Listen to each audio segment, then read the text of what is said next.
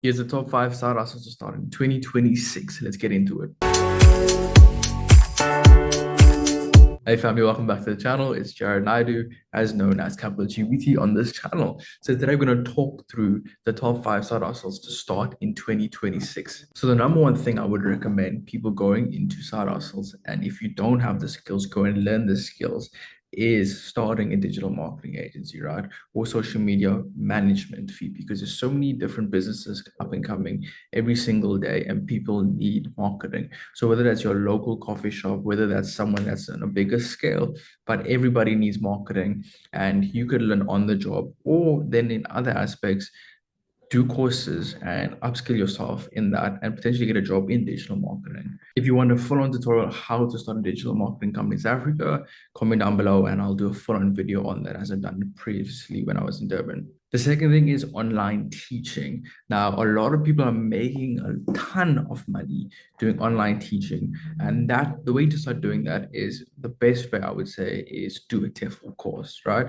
So TEFL is an online website where you could teach, right? So you can literally go sign up, do the course, and then be listed as one of the teachers to teach to international students English, right? And everything will be done online. So you have access to your laptop, have access to internet, then you could literally start doing this. And if your English is pretty good, then you could do this full time. And there's people that are doing this full time and making a lot of money. And this is all they're doing. It's not even a side hustle anymore. It's their full-time job.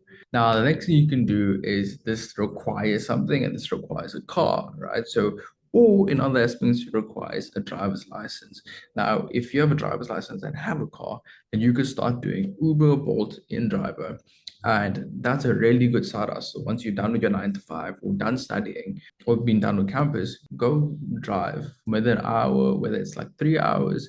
And that's a side hustle you could do every single day just to build some capital. And if you don't have a car, there's tons of different companies that will rent out a car for you on a weekly basis. And the average for that, for renting a car, is about 2,500 to about 3,000 Rand a week to hire a car. And it's really pricey, but you will cover that cost within a couple of days if you are driving Uber, right? If you can buy a car, buy the car and then do the Uber. But if you can't afford a car and need to just start making money, rent the car out and do that.